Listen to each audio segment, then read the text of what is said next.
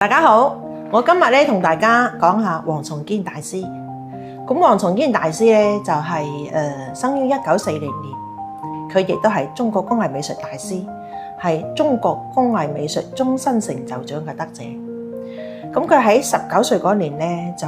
從東莞嚟到石灣美術陶瓷廠咧就開始咗佢嘅陶藝生涯。咁啊，作為陶一代嘅佢咧就非常咁努力學習石灣嘅傳統技法。一直勤考結合，獨辟蹊徑，走出咗佢嘅藝術道路。佢咧十分擅長人物嘅創作，咁代表作咧有《龍之尊者》啦。咁啊，《龍之尊者》咧亦都係用咗工筆寫實嘅手法嚟刻畫筋骨啊、肌理啊。呢件作品咧非常經典，大家都知道。佢咧仲被譽為我哋石灣貼塑陶藝嘅嗰個拓新者。咁你咧就開創咗我哋石灣陶藝嘅一大流派。咁啊，從佢早期創作嘅《吹簫引鳳》、《春滿人間》到佢93年創作嘅《春夏秋冬》，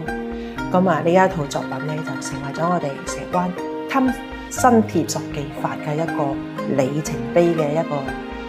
作品啦。咁99年呢一套作品咧，亦都係永久收藏於中國工藝美術館，成為國家級別嘅館藏。2000年咧，更加喺參加全國中國工藝美術大展裏邊咧，獲得咗金獎。02年咧，就美國老州大學嘅物館咧，將呢套作品收藏咗，並授予咗黃松堅老師咧就一個傑出優異美學貢獻獎。劉大師咧就多次應邀美國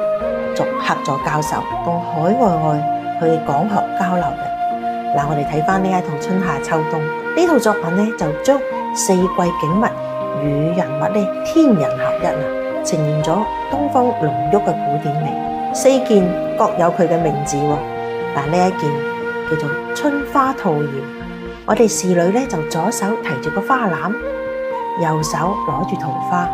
喺花香蝶舞中款款而行，非常婀娜美妙。嗱，我哋呢件咧叫做夏荷芬芳，我哋嘅侍女咧就坐喺荷塘邊，非常文靜，含情脈脈。喺個輕搖手中嘅畫線，好似一個出水芙蓉咁靚。我哋呢件咧叫做秋月共賞，作品咧亭亭玉立，舉杯邀明月，玉樹臨風，氣質高雅。呢件叫做冬梅飄香，侍女身披住呢個披風，攞住梅花，輕移玉步，風姿綽約，眉目傳神，非常嫵媚動人。咁呢度四款嘅春夏秋冬呢個侍女咧，佢各種開合嘅立體花朵、鳳釵，你睇下呢啲好似蝴蝶鬚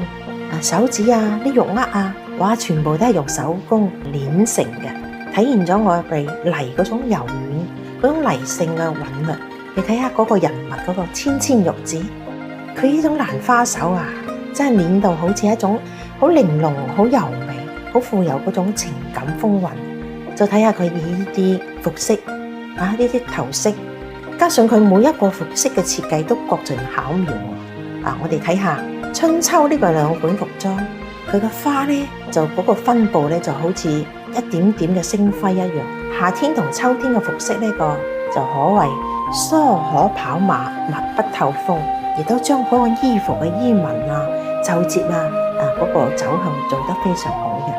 我哋睇翻佢呢套作品咧，當時93年開始發行，每一件作品下邊係有黃松堅大師同黃志偉一個簽名。咁呢套作品咧，每件作品佢嘅號碼都唔同嘅喎。我估計當時藏家咧就係因為去選作品時，按照佢外形、顏色、完美度嚟選，所以佢四件作品都唔同嘅號碼。到咗97年咧，佢又要揾到我哋黃松堅大師咧，做咗一個作品嘅特製嘅一個證明喎，將每一件作品嘅生產號春夏秋冬裏邊各個號碼都標明上去，所以呢個特別嘅一個鑑定咧，亦都係為咗呢套作品俾咗一個好特別嘅收藏背書。大家睇完呢一套春夏秋冬，係咪感受到我哋貼塑技法嘅一個獨特嘅魅力啊？咁呢一套咧，亦都係一套不可多得嘅一個傳世經典作品。咁咁黃松堅大師咧，亦都喺石灣新鐵塑呢個工藝上咧，亦為我哋做出咗不可磨滅嘅歷史貢獻。